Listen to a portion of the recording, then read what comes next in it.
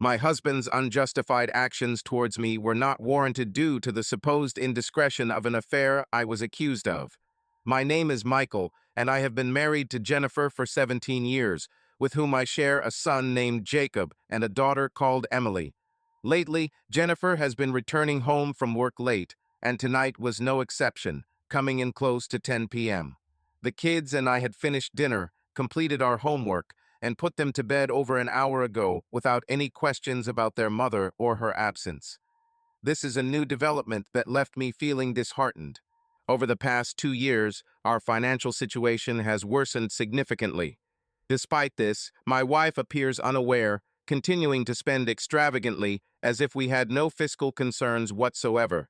I had just settled our latest bills, and we may last for a couple more months before running out of resources. Over the past 2 years, I've been grappling with a potential misstep in my life plan. The specter of a significant issue had been looming, and I couldn't shake the feeling it would eventually impact us. Though I believed it was inevitable, doubts began to surface. I seemed to be lost in my thoughts more frequently, losing track of time. Eventually, standing before me with her arms crossed and a familiar expression of disapproval, she declared, "Michael, I want a divorce." In that moment, I wasn't entirely clear about my emotions. Weighed down by self-doubt and self-loathing, I felt almost insensitive to new feelings. Though the situation was hardly humorous, an odd impulse to suppress laughter surfaced. My wife, who I had shared 17 years with, had just told me our relationship was ending. The foundation we had built together was starting to crumble. A feeling I hadn't felt in some time, almost bringing a sense of release. I glanced at her for a moment, taking one last journey down memory lane to revisit our happier moments. Then back to the present. I excelled more as a programmer than as a manager. Regrettably, in the corporate world, programmers are frequently promoted to become project leaders, then department heads, and ultimately senior management. This is how I became the senior manager of product development, which sounded impressive, but was essentially a glorified sales position. The truth was, at that time, I was the most suitable candidate for the job. I had essentially created our flagship product line single-handedly, nurtured it during its early stages, and guided it through 6 subsequent updates. I knew our product like the back of my hand. When customers asked questions, I had answers. When our staff encountered problems, I knew how to solve them. With a new hairstyle and an expensive suit, I certainly fit the part. As a programmer, I excelled more than in management roles. The standard career path for programmers often leads to becoming project leaders, department heads, and eventually senior management. This progression resulted in me being a senior manager of product development, a title that sounded impressive, but essentially translated into a sales role. In essence, I was most qualified for the position given my significant contributions to our flagship product line, which I had developed largely on my own and nurtured through its various stages up to 6 updates. My extensive knowledge of our product enabled me to answer customer queries effortlessly and resolve staff issues smoothly. A new hairstyle and a costly suit added to the image. Unsurprisingly, I was dismissed from Chicago Technology Solutions. Had I been my own supervisor, I probably would have made the same decision. My attendance at meetings was sporadic, leading to multiple missed deadlines. At that point in time, I wasn't intentionally trying to lose my job, but I also didn't strive to keep it at CTS. For a while, I found myself in a prolonged state of lethargy. It took nearly 3 months for me to recover from this initial depression and make an attempt to progress. This effort, too, was unsuccessful.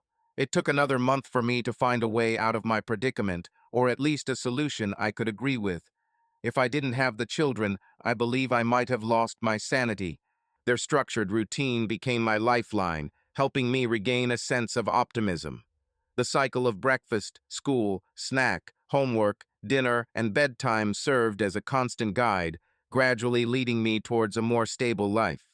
Over time, I began to accept the role of a stay-at-home parent, handling household responsibilities and driving the kids around. My increased presence at home was warmly reciprocated by the children, making me understand I still mattered. I wasn't completely insignificant. Though my wife might have overlooked the transformation in our family dynamics, I am convinced she didn't notice it. My initial interaction with Jennifer Riley transpired at a mixer I was on the verge of skipping. Despite joining the fraternity primarily for post-graduation prospects, not for college partying, I felt the need to maximize my advantages. Academically, I excelled, but in other aspects, I was merely average height, weight, appearance, and personality. Contrarily, Jennifer had a more appealing average for a woman. She maintained a certain quietness akin to a wallflower. After observing her for quite some time, I finally gathered the nerve to engage in conversation with her. In the beginning, our interactions were short and quiet, yet we exchanged introductions. For several weeks afterward, we scheduled coffee meetings and study times at the library. Nearly 2 months transpired before our first formal date. From that day onward, it turned into the most extraordinary phase of my life. We experienced 15 years of unadulterated joy together. Our relationship developed swiftly, and our engagement was swift as well. Just after graduation, we wed and established ourselves in an apartment in Chicago. We traveled together on the morning and evening trains to our initial jobs. Money was scarce, but we confronted it unitedly. We shared numerous similarities, family histories, dating experiences, interests, and ambitions. In areas where we differed, we complemented one another. If there were things I struggled with, Jennifer excelled, and the reverse was also true. I handled our finances efficiently, while Jennifer skillfully coordinated our social and family calendars. Our collaboration was smooth, leading to swift enhancements in our lives. Over the ensuing years, we both secured several promotions apiece. Our social circle expanded substantially. We were able to accumulate funds for our initial home purchase while still indulging in travel and entertainment. Our romantic life mirrored the evolution of our relationship, albeit at a gradual pace. From our first date, we shared tender moments such as holding hands and exchanging kisses, which eventually grew more intimate once we became exclusive. After 8 years of marriage, Jennifer resigned from work upon the birth of our son Jacob, followed by our daughter Emily about a year later. We acquired a suburban 3-bedroom house with ample room for a pet. Simultaneously, we purchased a family sedan and a minivan. In essence, our lives were neatly settling down 2 children, a pet, a home, and 2 vehicles. It was unremarkable, yet I couldn't conceive of being any more content.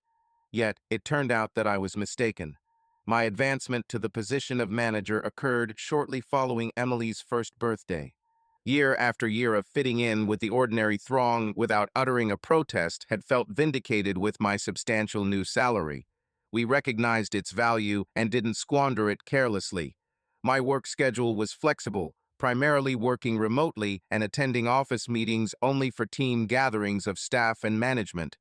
It's often said that money can't buy contentment, but it can acquire stylish attire, personal upkeep, superior health care, a modern residence, a more desirable neighborhood, and self-assurance.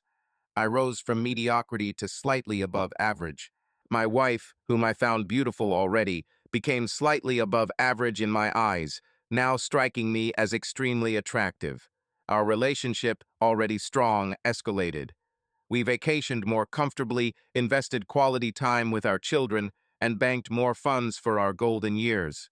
When Emily started kindergarten, Jennifer yearned to resume part-time employment. She swiftly secured employment at a startup marketing company where she anticipated enjoying herself. Her tasks were conveniently synchronized with drop-offs and pickups of the children from school, which was an advantageous development. Our financial situation didn't depend on her earnings, allowing us to accrue savings. According to my computations, we were on course for a comfortable retirement by the time our kids completed college. However, 3 months prior to our 15th wedding anniversary, I serendipitously discovered her infidelity on my birthday of all days, though it was actually uncovered 2 days earlier. It took me several weeks to comprehend and connect the pieces of evidence. In the beginning, I didn't give much thought to Jennifer assuming a larger responsibility at her new position. This meant she would work a few extra hours per week, and I was fine with picking up the children from school. This change didn't cause significant disruption in my routine. Approximately 3 months into her new role, I noticed she appeared preoccupied frequently, prompting me to inquire about it. She disclosed she was adapting to her new job and experiencing some stress. To alleviate her pressure at home, I chose to handle additional domestic tasks. As our intimate life started to lessen significantly, we had a discussion about it. She confided that she was aging and no longer felt the urgency for closeness as often. It was the first time I heard her utter the F word, but things did improve temporarily. However, our physical intimacy dwindled again after a short while. I hesitated to raise the matter again due to potential conflict. On the brink of desperation, I discovered a present. The weather had turned chilly, and I was searching for one of my sweaters. I'd been doing the laundry and occasionally misplaced clothes in the wrong closet. While sorting through sweaters in her wardrobe, I found it concealed behind several old shoe boxes. The distinctive pink box tied with a white ribbon from the lingerie store caught my attention, along with the card addressed to Lover. A moment of internal debate ensued over whether to open it or not. I eventually decided to peek inside. I wasn't confident about waiting until my birthday to experience my wife. Upon reading the card, please disregard the packaging of this gift for now. Save the unwrapping of your actual present for your birthday when I will be wearing what's in the box. Then you can take my virginity. Yours always, Jennifer. For the following 48 hours, I made a special effort to please her. I greeted her with flowers upon arrival, gave her a foot massage, and prepared her favorite meal. However, her reaction wasn't as warm as I had expected. Instead, it appeared she was merely enduring my affections. On my birthday, I made sure the children completed their homework ahead of time to prevent any distractions during my gift presentation. Jennifer arrived home late from work that day, and her question about dinner left me perplexed. Despite feigning along, I was eagerly awaiting my surprise. Proposing a pizza outing, which sparked joy in the children, we ventured out. Michael had colluded with our waitress, and as we were about to leave, the staff serenaded me with "Happy Birthday" as a surprise. My wife seemed taken aback, but quickly regained her composure, saying she would give my present later. The car ride home was tense, nearly resulting in an accident. The following quarter hour of waiting for the children to prepare for bed was grueling, and the subsequent 15 minutes waiting for them to fall asleep were excruciating. Fortunately, Jennifer returned from an urgent trip to buy milk shortly after the children had dozed off. Upon reaching the bedroom door, Jennifer was absent. I sat on the bed, growing increasingly irritated by the games. When would I receive my gift? From the bathroom emerged a woman wearing a long flannel nightgown, bare-faced, and her hair tied in a ponytail. At this juncture, I was growing increasingly agitated about the predicament. When would I receive my gift? She moved into the bed, pulled the covers over herself, reached for the lamp on her nightstand, then hesitated. Almost forgot, she seemed to realize. From a drawer on her nightstand, she took a compact box wrapped in the multicolored balloon paper we had used for Michael's last birthday celebration. She handed it to me, saying, "Happy birthday, dear." With that, she rolled over, switched off her lamp, and went to sleep. I was too stunned to even open her gift. The following day, my depression struck hard. I relived the events of the previous day, trying to understand why I had spoiled our evening. Feeling utterly lost, I mired in self-pity for almost 2 weeks. The present seemed to torment me, serving as a continual reminder of my error. Despite common sayings such as, "The husband is the last to know," I confess I was completely oblivious. The notion of Jennifer being unfaithful was so alien, it never entered my mind. Yet, when she called home 13 days after my birthday saying, "It's Alan Henderson's 30th birthday, and the staff are taking him out to celebrate. I might be home late." The words seemed strange, but I don't recall my response or walking to the bedroom closet. What I do remember is standing before an empty space where my present had been. Also etched in my memory is the agonizing pain in my chest and rushing to the bathroom to vomit. For longer than I care to admit, I feared I was having a heart attack, wishing momentarily for such an escape from the torment. Alan Henderson, Jennifer's boss, was a smooth yet somewhat sleazy-looking advertising executive. a few years younger than both Jennifer and me. Met him seldomly and vividly recalled disliking him due to perceived insincerity in his speech. Snapped out of my thoughts by Emily, "Are you all right, Daddy?" She stood above me, close to tears. Took moments for eyes to focus. She was my daughter. Assured her I was fine, upset stomach from food, needed minutes to tidy up. Recall little after leaving the bathroom. Remember grabbing dusty scotch bottle. Headache next day proved I drank several glasses, unaware when Jennifer returned home.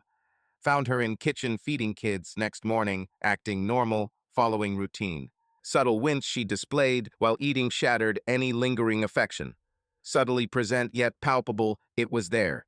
I can't assert that I directly addressed my unfaithful spouse, but I remained paralyzed. Stricken with sorrow, all I could muster was a change of scene, and no solace came for many weeks. Each day, I wandered like an undead creature, witnessing my wife perform her daily routines at home without an inkling of care. My desolation intensified, convincing me I had reached the pinnacle of despair. It wasn't until our 15th wedding anniversary weekend that I finally found the resolve to act. In hindsight, I had been acting cowardly. I recognized my behavior for what it was, and there might be a psychological term for it. If my father were still alive, he would have labeled me a fool, and he would have been correct. My mental haze dissipated when my wife casually mentioned her need to travel for a work conference during our anniversary. Though I can't pinpoint why, it irked me. It felt like another blow of disrespect. Her blatant disregard for the date inflicted pain.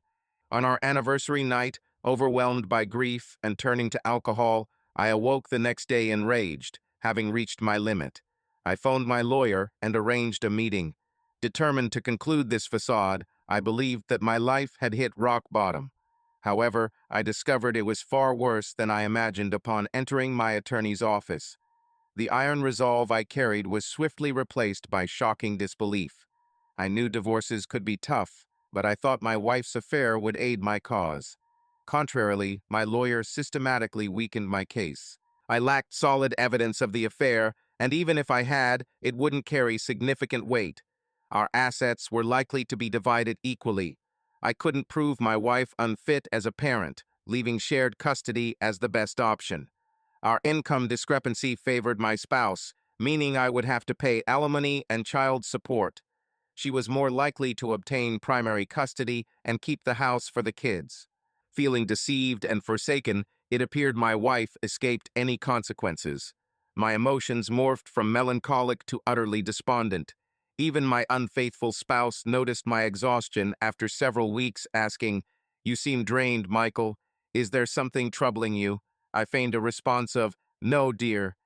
At least she pretended to show concern while I merely existed in life.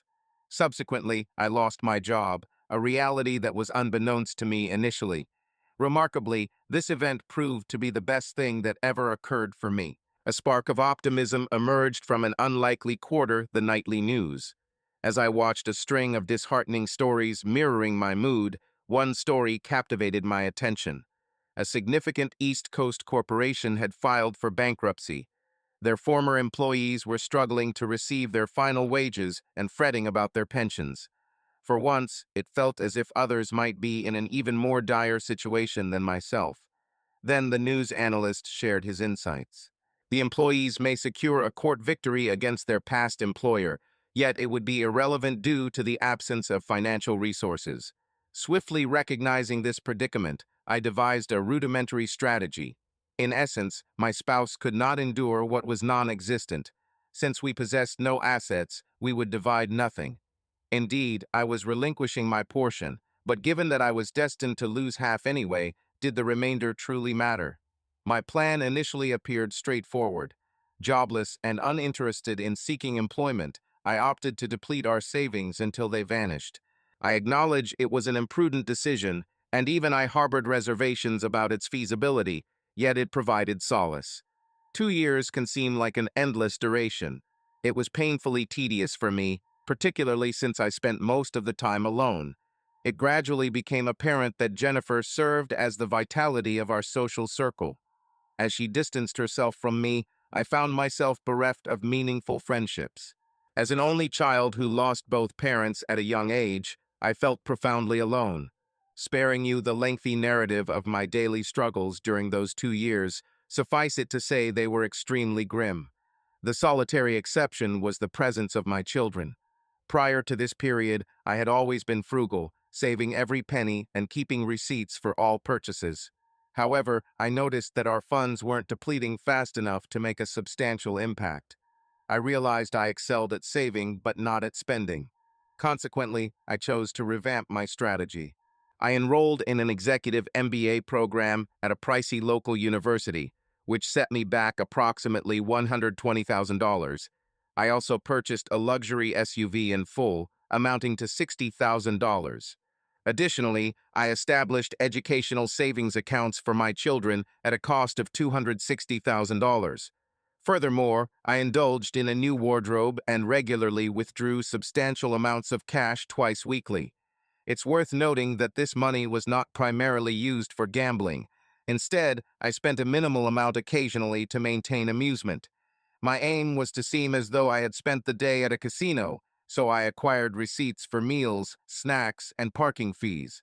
However, most of the funds were stored in a wall safe within our garage, acting as my personal emergency fund following the divorce.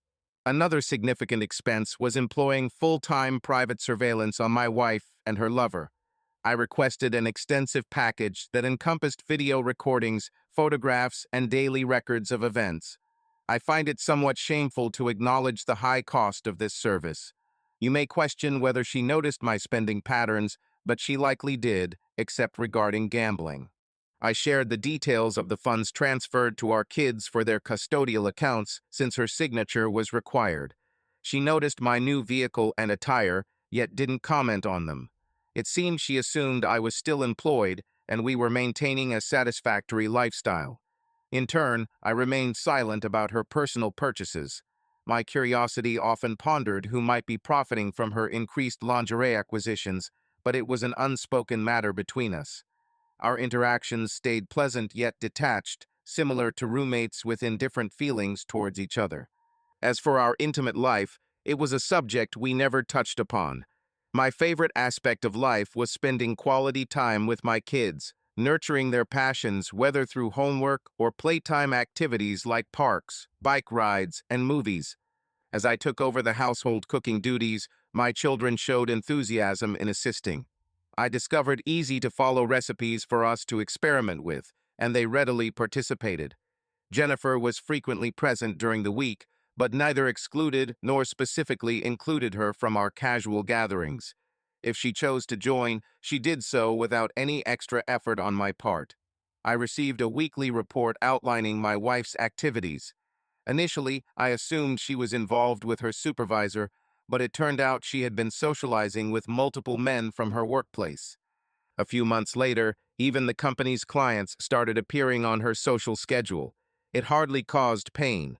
I hadn't held a high opinion of her to begin with. The revelation didn't significantly impact me. The videos were poorly produced and failed to excite me. It became clear that Alan Henderson was not an expert lover, despite his multiple romantic encounters. This came as a surprise. Assuming the present she acquired suggested a romantic involvement between him and my spouse, yet it seemed to be casual encounters instead.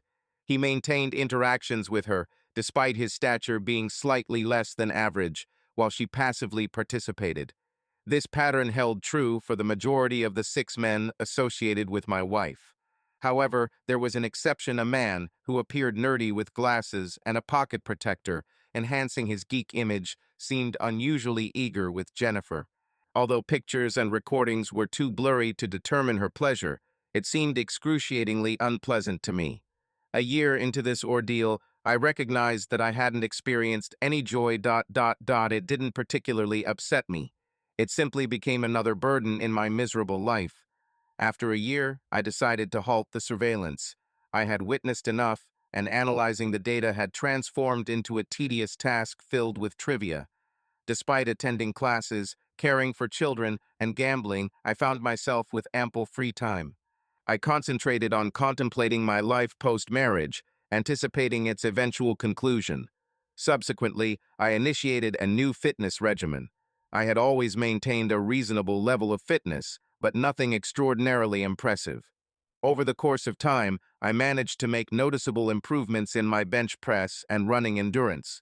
I held the belief that possessing massive muscles and good looks were largely inherited traits, clearly not characteristics I possessed.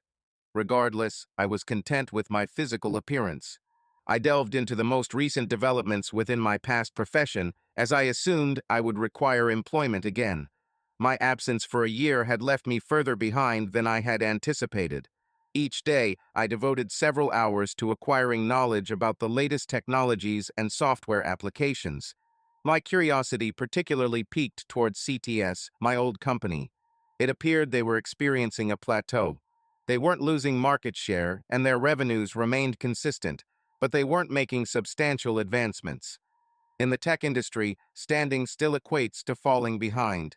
I dedicated a significant portion of my time towards exploring aspects of divorce. Though I brainstormed innovative yet dubious strategies for managing my presumed ex-wife's situation, I primarily focused on understanding how divorce influences children. Having already processed most of my emotional turmoil, the kids had played a crucial role in this healing process. I wanted to ensure I was adequately prepared when their transition occurred. Although abundant data is accessible, a considerable part of it proved unproductive. Approximately 8 months into this phase, I started experiencing apprehension. My wife resumed regular homecomings and initiated discussions about my daily life. Despite my brief responses, she continued to probe. She began adopting more alluring nightwear, seemingly attempting to rekindle the intimacy we once shared. Matters deteriorated further after a few weeks. For over a year, she had been detached and merely maintaining appearances. She began expressing concerns about our inadequate communication and suggested working on our marriage. In reply, I opted for silence. Her attempts to reconcile persisted until her birthday. I placed her gift on the dining room table, wrapping it with the same paper she had used for my last present. The contents of the item were not unexpected. It took me 6 months to open the last birthday gift she gave me, a low-priced digital watch. When I spotted a similar watch in the impulse buy section of our local 24-hour store, priced at $9.95, I initially felt annoyed, but when I found they also had a matching women's model, my bitterness subsided. I bought it and saved it for 18 months before giving it to her. Regrettably, I missed seeing her reaction, as the kids and I had an unexpected late-night movie event that day, and she had already left by the time we woke up. My daily life swiftly settled into a new routine. Jennifer increasingly devoted long hours at work, resulting in scant communication at home. Then came the declaration, "Michael, I'm filing for divorce." I had imagined she would be brief about it, but instead, it took almost a week for the petition to arrive. I found the delay somewhat amusing. The petition requested spousal and child support, an unequal division of assets in her favor, pointed out mental and emotional abuse, and was served with these factors cited. I opted to wait until Monday to take the kids camping, as I wished to shield them from the escalating situation. Upon our return 6 days later, feeling refreshed, we found Jennifer at home. She sat alone in the living room, appearing unwell. It was uncertain which aspect of my retaliation took her aback the most. In response, I had filed for divorce as well, citing adultery, demanding the house, our principal asset, and full custody of the children. I too asked for alimony and child support since I was jobless and had been looking after the children full-time for 2 years. Furthermore, I started lawsuits based on alienation of affection against Jennifer's 7 romantic partners, even though I knew these suits were unlikely to succeed. I also launched civil lawsuits against her employer and the 3 companies associated with clients who were involved with my wife. While I didn't expect to win, I hoped the negative publicity would aid me.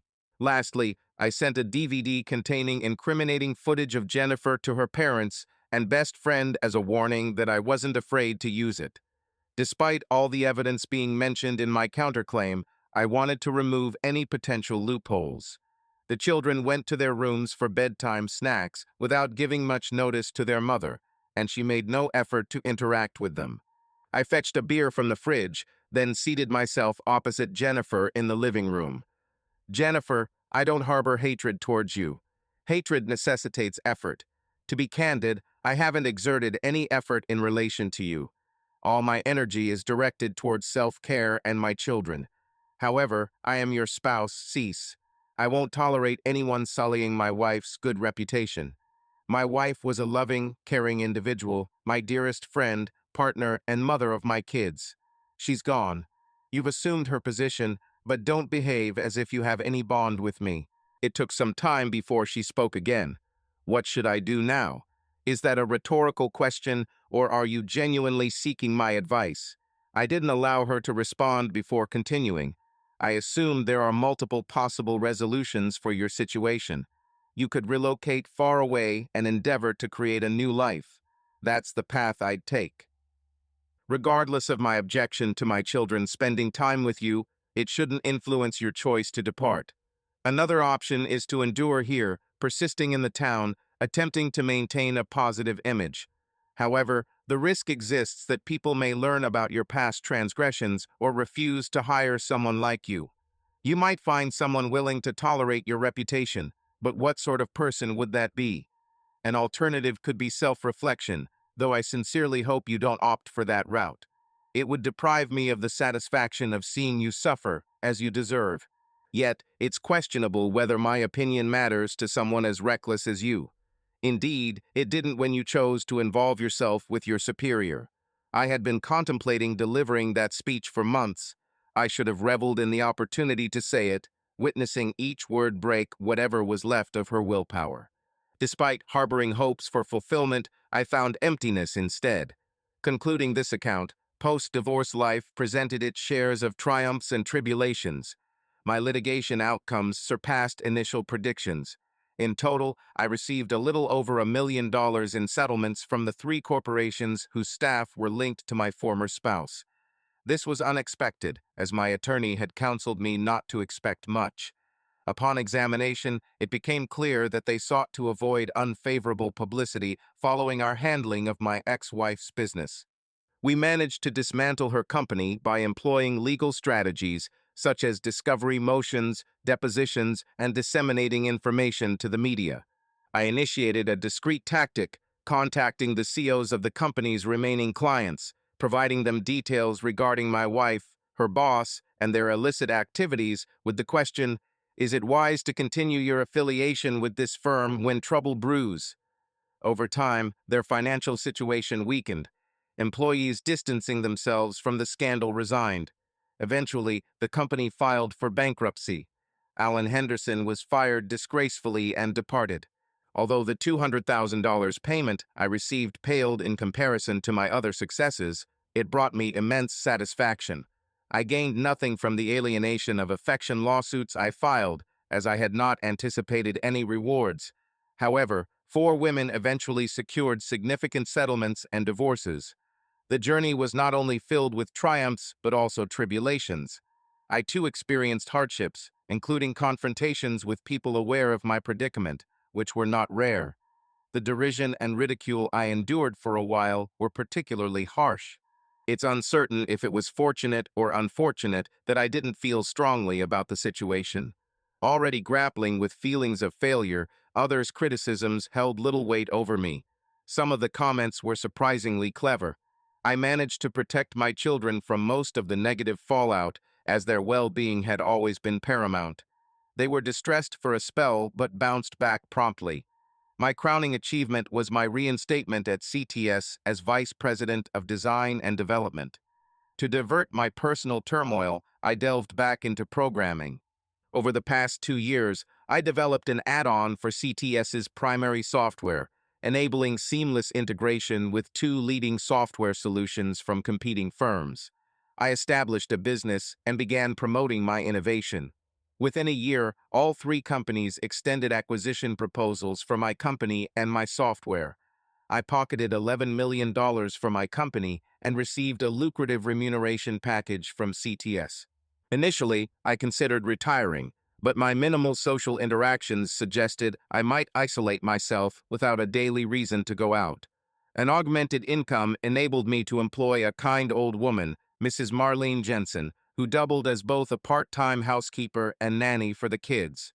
After a year, she moved into our guest suite above the garage in our new residence, taking on a grandmotherly role for my children.